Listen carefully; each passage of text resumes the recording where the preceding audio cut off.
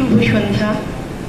আজ 25শে বৈশাখ, বাঙালির জীবনের সবচেয়ে বড় গৌরব এবং সমস্ত পরিস্থিতিতে সবচেয়ে বড় অবলম্বন কবিগুরু রবীন্দ্রনাথ ঠাকুরের আজ জন্মদিন।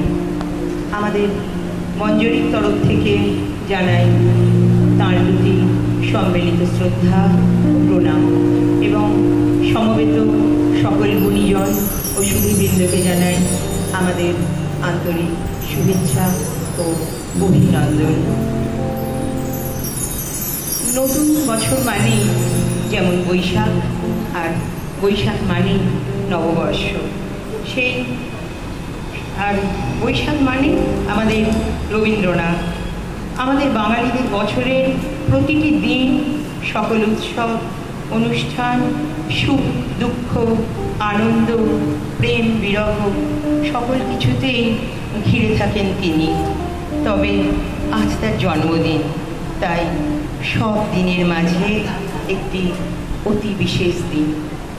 আজকের দিন যেমন খুব আনন্দের, কিন্তু অতি সম্প্রতি আমাদের দেশের আকাশে যে কালো মেঘের ঘনঘটা দেখা দিয়েছে, সেই পরিস্থিতিতে আমাদের চারিদিকে অশুভ শক্তি বিরাজ করছে। সেই অশুভ শক্তিকে দূর করে আমাদের শুভ শক্তিকে নিয়ে আসার প্রয়াস।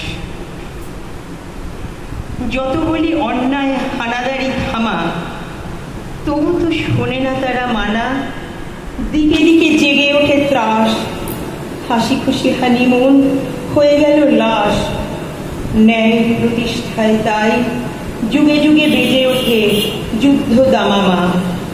অকাল দিওয়ালি আকাশ হয়েছে রাঙা, তবু জানি রবি মামা ঠিকই দেবে হামা।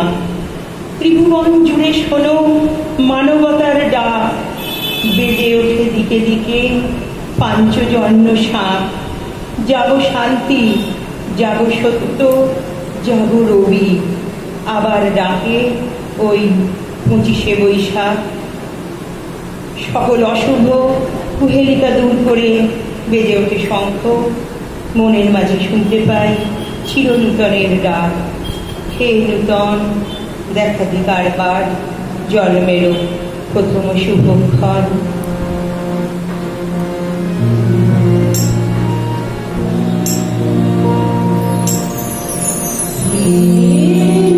দেখা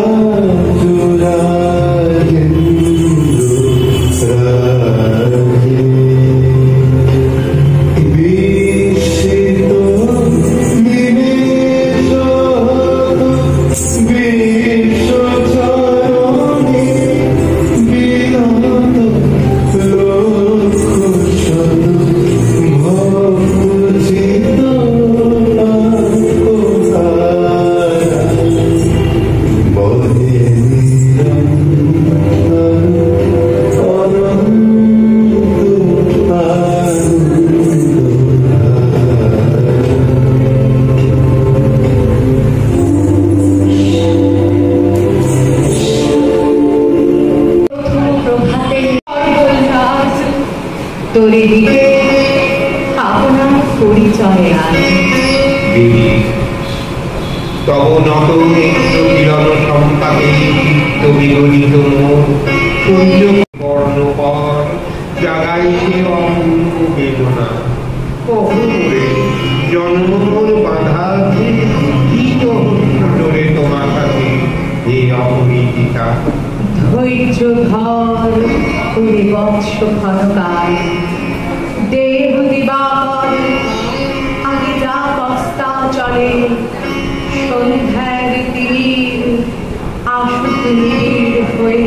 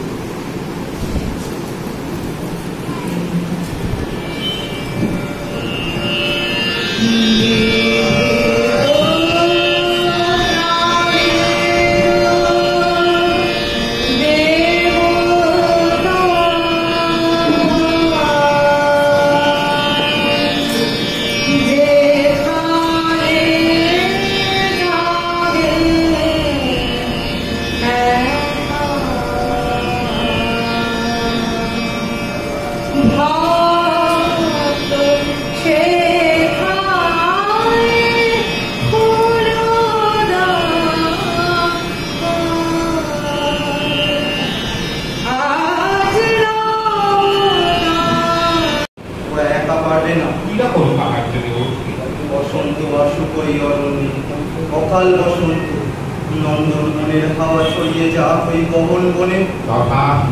তবে তাই সবুজ নতুন পাতায় পাতায় ডালগুলো ভরে গেছে, আর বসন্তকালের মতোই মাঝে মাঝে দক্ষিণা বাতাস ফুলের মিষ্টি গন্ধ বয়ে নিয়ে আসছে। ওই গাছে অশোক ফুলের মঞ্জুরি দেখে হাঁটুতে এমন অবাধ্য হয়ে উঠছে কেন? ইচ্ছে করছে গভীর মনে তুলে রাখা কুসুমের রঙে চোপানো নতুন শাড়িটা পরে আসি। তপস্যা করছে, আমি তার সাধন পথে কাটা হয়ে উঠলাম। আমার জন্য বিঘ্ন ঘটবে তার সাধনায়।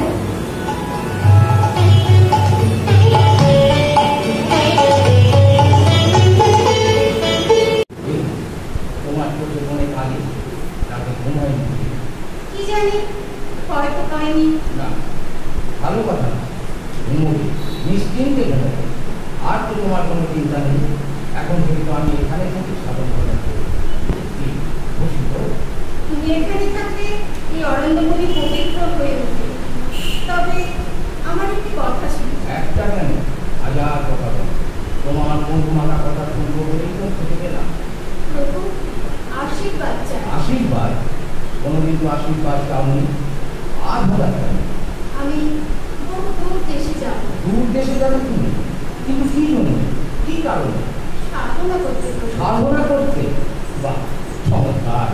কিন্তু এই সাধনা তো আমরা দুজনে এখানে থেকেই একসঙ্গে করতে পারবো। না না, তা হয় না প্রভু। তোমার সাধনা আর আমার সাধনা এক নয়।